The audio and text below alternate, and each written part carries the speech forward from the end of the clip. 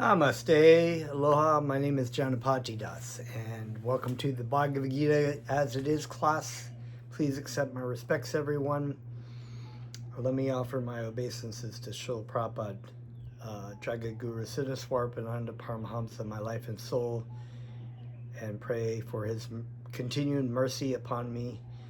I'd like to also offer my obeisances to His Divine Grace A.C. Bhaktivedanta Swami Prabhupada. We will be starting reading through the purports of Chapter 1 of the Bhagavad Gita as it is, verse 1, Chapter 15. And as always, we will start with some chanting of Krishna's names, the prime benediction for humanity at large.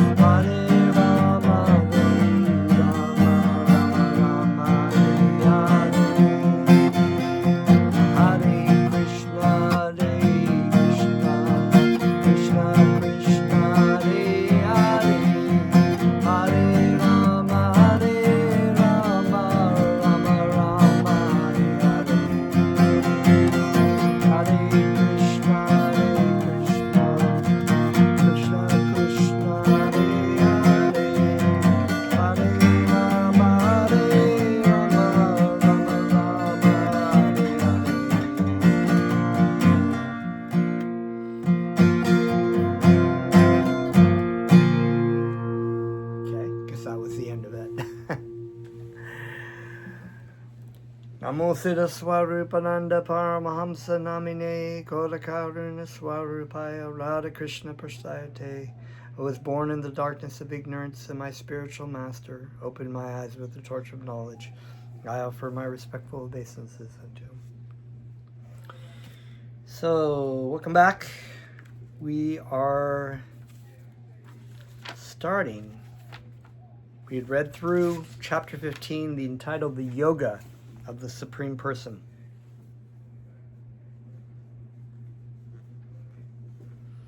Bhakti Yoga. Yoga means to connect, right? The connection, the activity by which we can reconnect our relationship, our loving relationship. Remember our loving relationship with Krishna. And the Krishna is all purifying, all spiritual. We are truly spiritual, non-different in quality than Krishna. And therefore the means by which the Vedas or the Bhakti Yoga is the yoga is supreme also. It's non-different than Krishna. Therefore, it's just like sunlight is all purifying for the most impurities.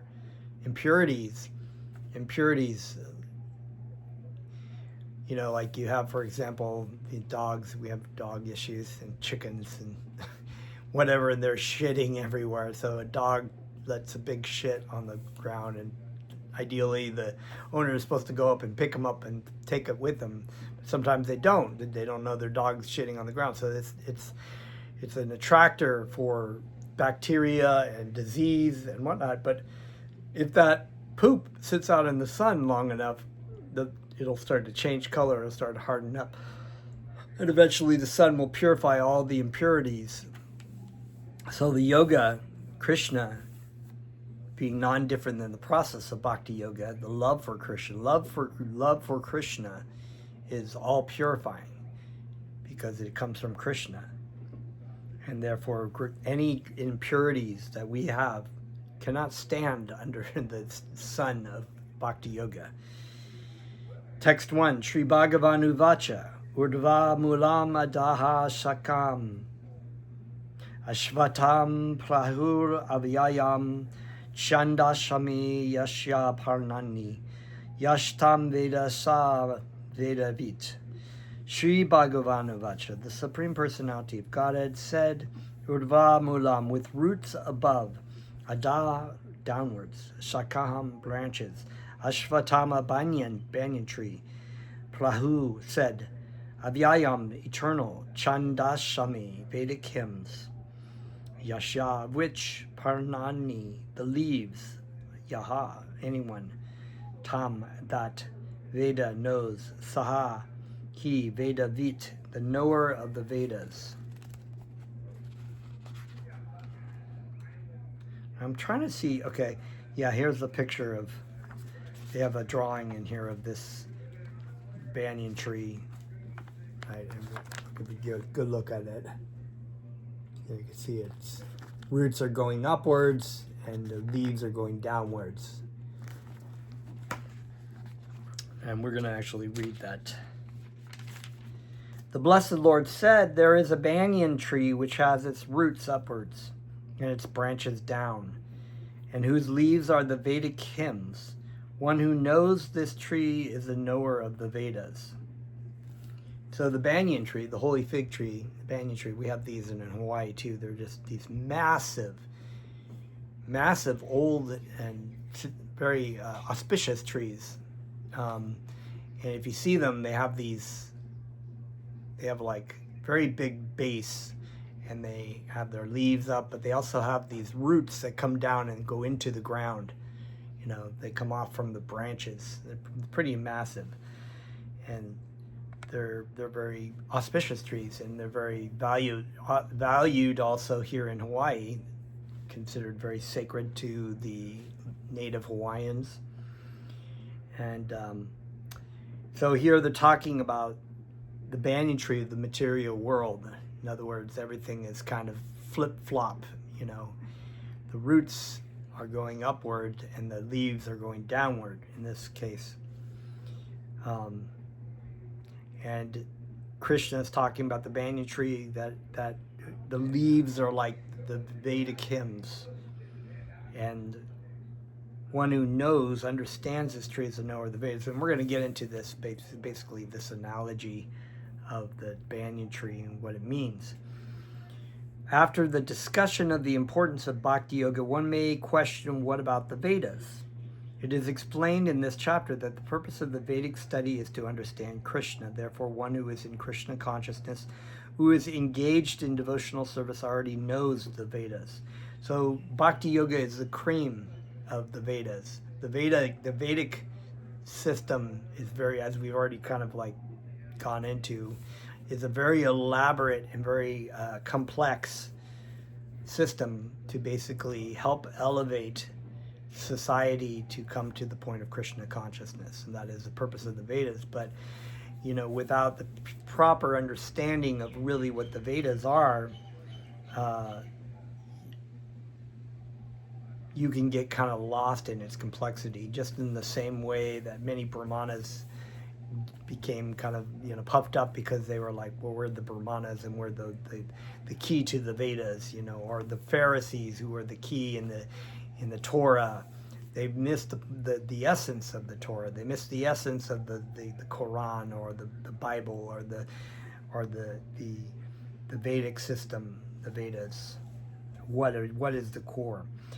The entanglement of the material world is compared here to a banyan tree. For one who is engaged in fruitive activities, there is no end to the banyan tree. So if you saw the picture, we don't know how far. We can tell where the roots are. The roots, being inverted, go back eventually to Krishna, right? Because Krishna is the source of all the Vedic system But for one who is engaged in fruitive activities, one can get lost in this kind of mire of. It's almost like a very complex stair system. It makes me think of these medieval castles, and there was also I think there was a store, the underground of the London sewer systems and stuff, that you would go down there and people would get lost in them because it's just like a big labyrinth, right? I used to have these nightmares where I'd go through a trap door in the stage and there was all these stairways just going to different places, and you go down there and you're just lost.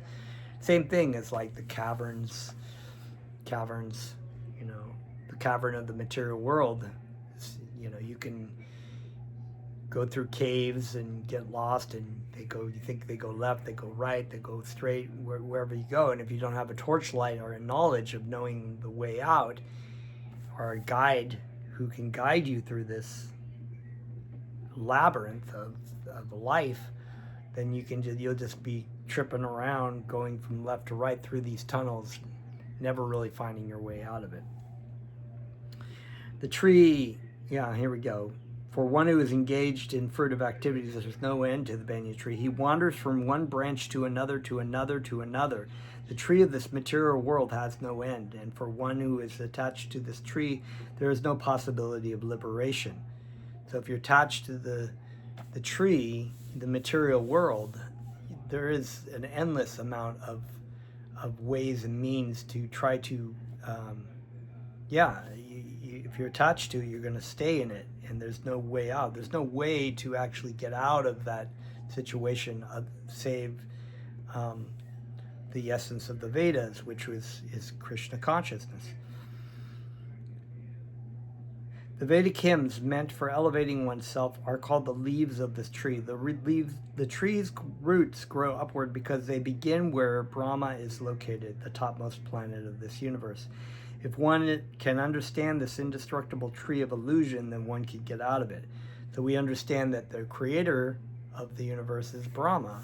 And from Brahma, we know from the Vedas that from the stem of Garbhodakshay Vishnu comes the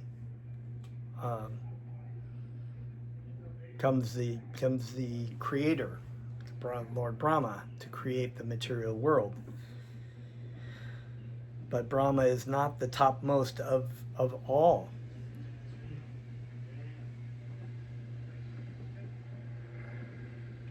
The Vedic hymns, the tree's roots grow upward because they begin where Brahma is located, the topmost planet of this universe. If one can understand the indestructible tree of illusion, then one can get out of it. The process of extrication should be understood. In the previous chapters, it has been explained that there are many processes by which to get out of the material entanglement. And up to 13th chapter, we have seen that the devotional service to the Supreme Lord is the best way. Now, the basic principles of devotional service is detachment from material activities and attachment to the transcendental service of the Lord. So It's not enough just to detach. So this idea of renunciation, right? Of detaching yourself from something. You have to detach yourself from the material world, but simultaneously attach yourself to a higher taste, Krishna's feet, the service of Krishna, which becomes more sweet than the actual attachment to the material world. Because if you just try to artificially detach yourself from something in the material world, you'll become attached to something else in the material world. And this is what is meant by being lost in this sort of mire of the banyan tree in the material world. Now, the basic principle of devotional service is detachment from material activities and attachment to the transcendental service of the Lord. The process of breaking attachment to the material world is discussed in the beginning of this chapter. The root of this material existence grows upwards. This means that it begins from the total material substance from the topmost planet of the universe. From there, the whole universe is expanded with so many branches representing the various planetary systems. The fruits represent the results of the living entities' activities, namely religion, economic development, sense gratification, and liberation. So that's the different states of the conditioned living entities' activities in the material world, including religious activity, economic development, sense gratification, and liberation. And the activity that's transcendental to all that is, of course, transcendental service to Krishna, Bhakti Yoga. Now, there is no ready experience in this world of a tree situated with its branches down and its roots upward, but there is such a thing. That tree can be found beside a reservoir of water. We can see that the trees on the bank reflect upon the water with the branches down and roots up. So sometimes you take a picture and you see the tree, the items. They do these pictures a lot in Instagram posts and stuff because they're kind of cool. They look, like the mirror reflection. You got a mountain and a moon, and then it reflects in the water. Or a tree, you can see it, but it's upside down. Everything is flip, and that's how it is with the material world. The material world is a perverted reflection of the spiritual world. So the activities that happen in the material world, there are activities that correspond to that in the spiritual world, but they're all purified. They're all focused on service to Krishna as opposed to service for ourselves. Lust versus love. So the opposite of love is not hate. It's actually lust, right? Which is a perverted reflection of love.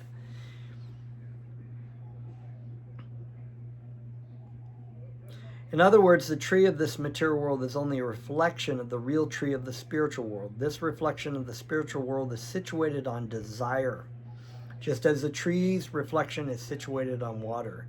Desire is the cause of things being situated in this reflected material light.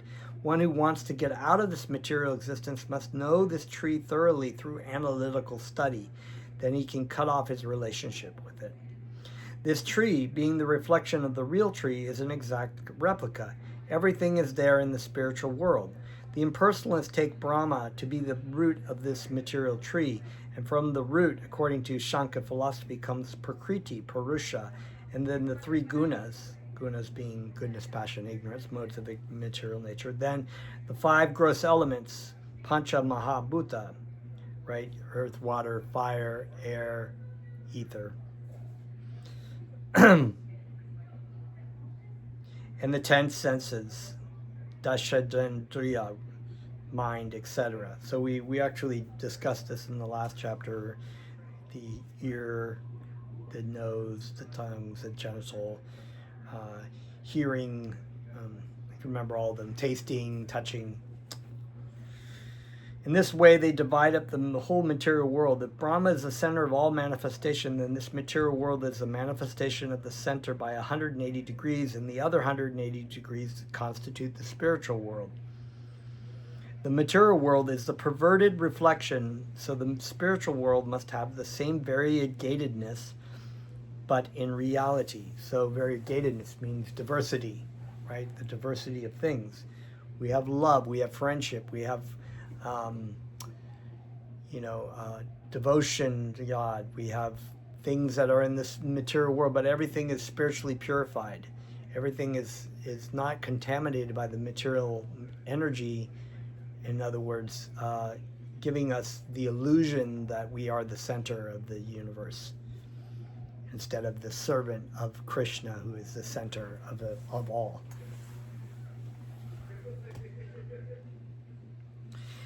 If Brahma, okay, so I read that. The Prakriti is the external energy of the Supreme Lord, and the Purusha is the Supreme Lord himself. Then that is explained in Bhagavad Gita. Since this manifestation is material, it is temporary. A reflection is temporary, for it is sometimes seen and sometimes not seen, but the origin from whence the reflection is reflected is eternal. The material reflection of the real tree has to be cut off. When it is said that a person knows the Vedas, it is assumed that he knows how to cut off attachment to this material world. If one knows that process, he actually knows the Vedas. One who is attracted by the ritualistic formulas of the Vedas is attracted by the beautiful green leaves of the tree. So that's why it says it earlier in chapter 2, those who are, attracted by the flowery words of the Vedas, because they're attracted to the desires and the sense gratification, karma kanda of the Vedas. He does not exactly know the purpose of the Vedas, right? So that's why it's saying it's easy to get lost up in the leaves of the Vedas, not really understanding that the purpose of all those Vedas is to come and elevate yourself to the understanding of what the material world is and what the spiritual world, and who is the controller of both, and who you should be actually focusing your attention on. And that's the purpose of the Vedas, but people can get tripped up, like we were citing examples of spiritual leaders in every kind of a religious faith who get caught up in the technical rules and regulations of the Torah or the Quran without really understanding the purpose. The purpose of the Vedas, as disclosed by the personality of God himself, is to cut down this reflected tree and attain the real tree of the spiritual world. Okay, text 2. Adas kordavam plastras tasya shakya guna pravridya vishaya pravalaha. Adash cha mulani anushanta tani karmanu bandini manusha loke. Ada, downward, cha, end, arduvam, upward, plashtrita, extended, tasha, its, shakya, branches, guna, modes of material nature, pravrida, the developed, vishaya, sense objects, prabalaha, twigs, ada, downward, cha, end, mulani, roots, anu, shantatani, extended, karma, according to work, anubadini, bound, manusha loke, in the world of human society. Translation, text 2. The branches of this tree extend downward and upward, nourished by the three modes of material nature. The twigs are the objects of the senses. Interesting. This tree also has roots going down, and these are bound to the fruitive actions of human society. So the roots, interesting. I think these ones, I was thinking the roots come from, in the banyan tree, the roots come down, but there are places where roots grow upwards and connect to the tree, and so maybe that's this. Anyway, the roots are going down. If the roots are going down, they're bound to the fruitive actions of human society instead of the one roots going up to Krishna. The description of the banyan tree is further explained here. Its branches are spread in all directions. In the lower parts, there are variegated manifestations of living entities, such as human beings, animals, horses, cows, dogs, cats, etc. Yeah, in that picture, there are different living entities in different parts of this tree.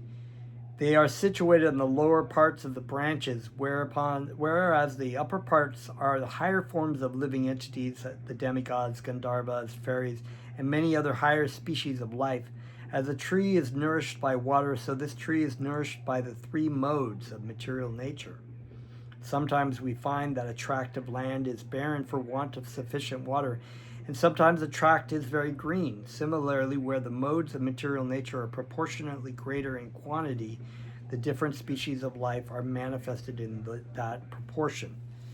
So that just reinforces the modes of material nature and how they affect the subtle body and the gross physical body, and what kind of species you take on. So if there's a heavier amount of water in the mode of ignorance, then that will determine your outcome of your species in body in the mode of ignorance. Trees, or maybe particular animals, that slugs or something, that are very slow and kind of trees are stationary, right? So they're in the mode of ignorance, even though they're very beautiful. Excuse me. The twigs of the tree are considered to be the sense objects. By development of the different modes of nature, we develop different senses, and by the senses we enjoy different varieties of sense objects. The source of the senses, the ears, the nose, eyes, etc., is considered to be the upper twigs, tuned to the enjoyment of different sense objects. The leaves are sound, form, touch, the sense objects. The roots, which are subsidiary, are the byproducts of different varieties of suffering and sense enjoyment. Thus we develop attachment and aversion. The tendencies towards piety and impiety are considered to be the secondary roots, spreading in all directions. The real root is from Brahmaloka, that must be the main root, and the other roots are in the human planetary systems. After one enjoys the results of virtuous activities in the upper planetary systems, he comes down to this earth and renews his karma or fruit of activities for promotion. This planet of human beings is considered the field of activities. So that's really interesting. I mean, there's a part in the Srimad Bhagavatam where they talk about the universal, basically describing the universal map, cosmology. And I was always thinking, like, this is another example of one of those things that somebody should create a chart for. I think this picture kind of explains it a little bit, but I mean, you could write out the terminologies of what's being described here in the picture. There are pictures in here, and they have the painter did put. Let me show you this again, because I have to look at it really closely because it's kind of dark in here. But we got here, the branches going in different places. There's Brahma on his lotus flower. You've got the different species in here, and then they have these also, I think, words on there, and I can't really see because I have to. It's kind of dark in here, but I'll have to. But they got little pious acts, pious acts. So there are activities within the tree, the canopy and whatnot, of pious acts and activities and sacrifices that you do to help you through this maze. It's actually kind of cool, and then to come to this, realize, like, whoa, the canopy is, you're in the dense forest of delusion, as they say in chapter 2, right? You're in this dense forest of delusion. That's pretty dense, right? And then, through the practices of whatever you may be doing, some take a little bit longer, some are more direct, like Krishna consciousness takes you right out there. Ooh, here I am. Brahma is the source of this universe. There are multiple universes. The source of all that is Vishnu, and from Vishnu comes Krishna. And Krishna is the ultimate source of all this. So that's pretty amazing. That's worth studying, I think. Sorry, I lost my place here. Divine and demonic. That's chapter 16. And Right. So we, okay. I think this is kind of a big chapter here. Okay. Yeah. Text 3 and 4. We'll do one more. Na rupam ashya tato palabhayate nanto na chadir na cha sampratishta ashvatame nam suvrudya mulam ashanga shastrena tirena chitva tata padam tat pari margitvam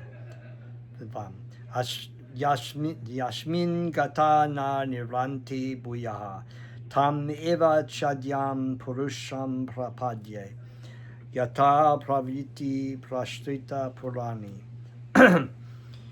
Not rupam, form, asya, of this tree, iha, in this, tata, also, upalabhyayate, can be perceived, na, never, anta, end, na, never, cha, also, adi, beginning, na, never, cha, also, sampratishya, the foundation, ashvatama, banyan tree, enam, this, suvridua, strongly, mulam, rooted, ashanga, shastrena, by the weapon of detachment, dirdyena, strong, chitva, by cutting, tataha, thereafter, padam, situation, tat, that, parimagitavayam, has to be searched out, yashmin, where, gataha, going, na, never, nivartanti, comes back, bhuya, again, tam, to him,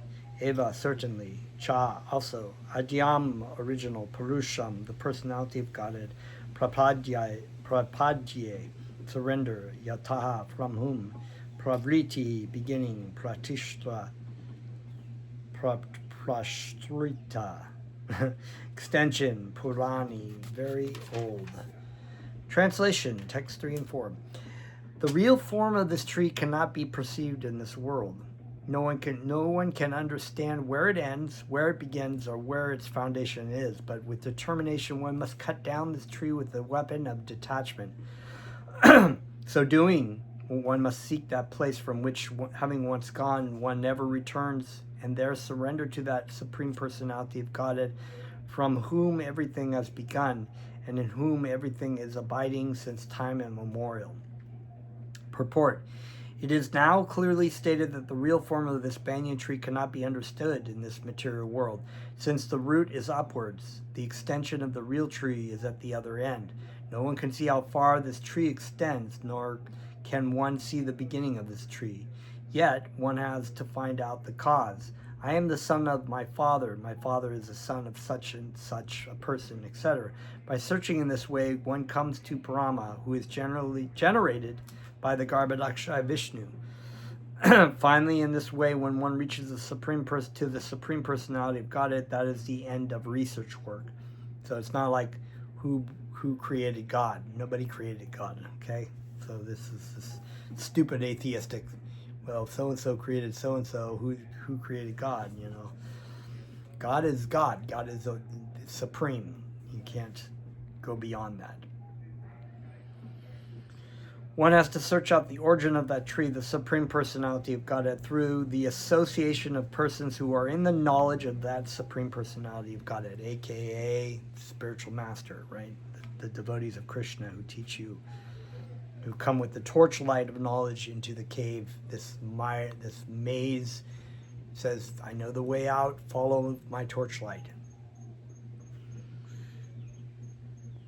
Then, by understanding, one becomes gradually detached from this false reflection of reality, and by knowledge, one can cut off the connection and actually become situated in the real tree. The word ashtanga is very important. Ashanga is very important in this connection because the attachment for sense enjoyment and lording it over the material nature is very strong. Therefore, one must learn detachment by discussion of spiritual science based on authoritative scriptures. One must hear from persons who are actually in knowledge. So this is what harkens back to the idea of what Arjuna was thinking of as renunciation. that I am just going to withdraw myself from the situation. And Krishna was saying, well, no, that's not how renunciation works. It's like you do become detached from the material elements, but you have to attach yourself to the service of Krishna, of me. And so if you go to try to artificially detach yourself by going off to the forest and playing yogi, you're going to have to act in a different way. You're going to have to get your food, forage for your food, and you're going to create the karma because you'll not be in the service of me. This is not my instructions to you. So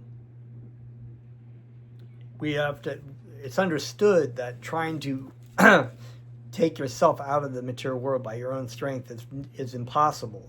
The material nature is like an ocean, and you even if you're the strongest swimmer, being plopped into the middle of the ocean, in the material world, you're battered around, and there is only one way you can get out of that, and that is to surrender to Krishna and to his devotee. So you take it, you listen, you put yourself you attach yourself to Krishna and to the process of sadhana bhakti and to the activities which will be strong enough to actually guide you through the difficulties of this material world. Because it's non-different than Krishna. And Krishna, if you're taking shelter of Krishna, Krishna says in the Bhagavad Gita, I will give you all protection, just surrender unto me. As a result of such discussion and the association of devotees, one comes to the Supreme Personality of Godhead. Then the first thing one must do is surrender to him. The description of that place whence going no one returns to this false reflective tree is given here. The Supreme Personality of Godhead, Krishna, is the original root from whom everything has emanated. To gain favor from that personality of Godhead, one has only to surrender, and this is a result of performing devotional service by hearing, chanting, etc. He is the cause of this extension of this material world. This is already explained by the Lord himself. Aham Sarvashi Prabhava. I am the origin of everything. Therefore, to get out of the entanglement of this strong banyan tree of material life, one must surrender to Krishna. As soon as one surrenders unto Krishna, he becomes detached automatically from this material extension.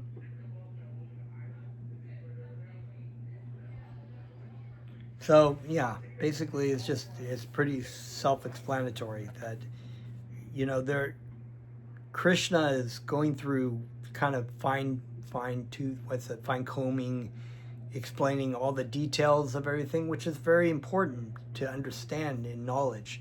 But the conclusion is also and acting upon the conclusion of this Bhagavad Gita, to surrender to Krishna, that he will give all protection, is the key. It's the key activity to do.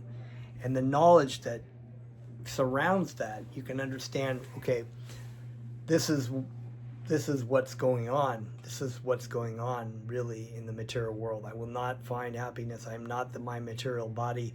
I am a spirit soul. I am part and parcel of Krishna. I have a duty to engage in loving service to Krishna, and not to try to find the happiness in this material body as the conclusion, because this is what this is. And Krishna explains it very thoroughly and even more in detail in the Srimad Bhagavatam. What you're supposed to do, and it's very simple but yet very complex. The details of the what the Vedas are for, and the complexities of the Vedas and the material world and the rules and regulations and why they're all there. The Ashtanga system and all these systems, the Shankar Yoga and all these things that Krishna explains. He still comes to the point that it's all there to come to the point of Bhakti Yoga, of surrender, sweet surrender to the Supreme Personality of Godhead, reinstating our eternal relationship and being happy. We don't have to worry about all that, but this is what it is. This is what we're faced with, okay? So that when we are engaging in the material world and when we're practicing outreach or whatever, and we have to explain these things to people, that's what it is. We have the backing of the scriptural evidence to show that. And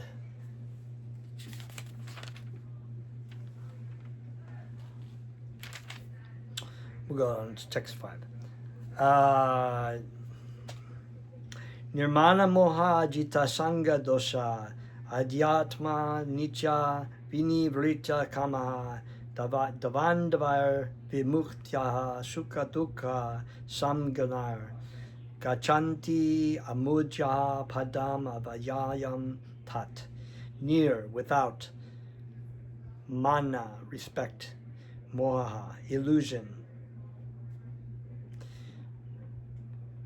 jita, having a conquered, shanka, association, doshaha, faulty, adyatatma, spiritual, nichaha, eternity, vinivrita, associated, kamaha, lusts, davandavahi, with duality, vimuktaha, liberated, sukha dukkha, happiness and distress, samjanaya, named, gachanti, attains, amujyaha, unbewildered,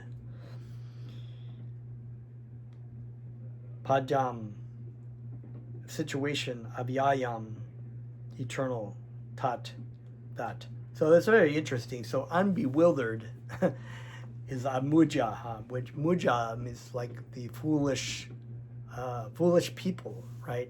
They're foolish people because they're bewildered by everything that they do in the material world. But one who is amujjaha is unbewildered. One who is free from illusion, false prestige, and false association, who understands the eternal, who is done with material lust and is free from the duality of happiness and distress, and who knows how to surrender into the Supreme Personality, Supreme Person attains to that eternal kingdom. Wow, that's a jam-packed one. Free from illusion, so they know they're not bewildered. They're not diras, right? They're diras. They're not bewildered. False prestige, they're not in it for their glory. False association, they're not associating with people that are nonsense. They understand the eternal, and they are done with trying to lust for material happiness. Is free from the duality of happiness and distress. So that's the equanimity of what Srila Prabhupada talks about, just staying steady, not being attached to the happiness and distress that goes on in this material world. And one who knows how to surrender to the Supreme Person attains to that eternal kingdom. Wonderful. Those are things you should put in bullet points, and meditate upon. I'll be all good if I just do this. Purport. The surrendering process is described here very nicely, as the Bhaktivedanta says. The first qualification is that one should not be deluded by pride, because the conditioned soul is puffed up, thinking himself the Lord of material nature. It is very difficult for him to surrender into the Supreme Personality of Godhead. Yes. And I'm going to say something that may be a little controversial again for YouTube, but that there is this concept of pride in bodily identification, whether it's the pride parade of the LGBTQ, or black pride or white pride. It's all based on this, how great I am because of, it's just completely false. It's just an illusion of thinking that the material body, whatever it might be, or whatever the desires might be that go on in the mind because of karma, you should be proud about that. You should be proud of that. But the problem with that is that that locks us into an illusion of thinking that we are the material body, instead of knowing that our real equality exists as being Jivatma. It's part and parcel of Krishna, eternal spiritual soul. So we want to fight for equality, yes. We want everyone to understand their true nature and be completely happy. They will not be happy by engaging in this nonsense talk about pride and what race is better, or if you're better, if you're acceptable because you're a homosexual, or if you're acceptable if you're a heterosexual, which you're neither of, really. Then that's really what's being said here. Deluded by pride, right? Deluded. They're deluded. They're mujjats. They're foolish. And they're bewildered by the material energy, thinking that I'll just be happy if I change my sex, or I'll be happy if I have a same-sex relationship, or I'll be happy if I, go out on the KKK and say how great white people are. It's just like, because my pigment is whiter than another pigment. And it's all complete nonsense and waste of time and waste of great illusion. It's a delusion. Because the conditioned soul is puffed up, yes, once, okay, so I'm great, I am, thinking himself Lord of material nature. I'm here to enjoy myself, right? It is very difficult for him to surrender into the Supreme Personality of Godhead, even if they say that they're, and unfortunately, maybe I won't go so much into this. I don't know how far this will take me, get me banned from YouTube, but you have the Christian churches, you have churches now basically validating this idea, but even though it's clearly stated in the Bible that we are not our bodies and we're not our desires. One should know the cultivation of real knowledge is that he is not Lord of material nature. The Supreme Personality of Godhead is the Lord. When one is freed from the delusion caused by pride, he can begin the process of surrender. For one who is always expecting some honor in this material world, it is not possible to surrender to the Supreme Person. Pride is due to illusion. Pride is due to illusion. I mean, I think, that would be a sign for a pride parade. Pride is due to illusion. For although one comes here, stays for a brief time, and then goes away, he has the foolish notion that he is the Lord of the world. He thus makes all things complicated, and he is always in trouble. The whole world moves under this impression. People are considering that the land, this earth, belongs to human society, and they have divided the land under the false impressions that they are the proprietors. So that's a whole nother thing. That comes to when people live in a place for a long time and they think, I'm the proprietor of this land, somebody else comes in and kicks them out, which is the nature of the material world. They're like, oh, those people are not the proprietors of this land. We came and we discovered it 5,000 years ago, and therefore it's ours. No. This is our holy land because God told us it was our holy land. No, it's actually God's land. We are not proprietors. We are not owner and controllers of anything. Everything animate and inanimate is owned and controlled by Krishna. We are given a certain amount of allotment to care for and to take care of, but it's with the understanding that we're not going to be able to hold on to it forever. When one is freed from such false notions, he becomes free from all the false associations caused by familial, social, and national affections.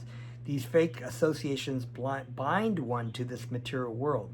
Yeah, even this idea, well, I'm an American, or I'm a Hawaiian, or I am a Jew, or I'm an Arab, or I'm black, I'm white, I'm an African, this was our land, and then somebody came and took it. It's like, this is due to illusion, false bodily identification.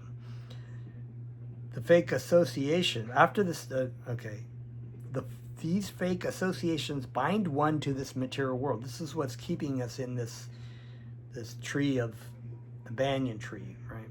One has to cultivate knowledge of what actually his own. One has to cultivate knowledge of what is actually his own and what is actually not his own. And when one has an understanding of things as they are, he becomes free from all dual conceptions such as happiness and distress, pleasure and pain. He becomes full in knowledge, and then it is possible for him to surrender to the Supreme Personality of Godhead. Yeah, it's very wonderful. Do you know that Krishna, God owns everything, and he allots us, and we should be grateful for what we have been given and use those things in the service of Krishna, and not over endeavor to try to fight, to try to keep things. And if they get taken away from us, that's just the way it goes. But we hold on to the spiritual concepts, not the material ones. And I think that's going to be all for tonight. Thank you very much. Namaste.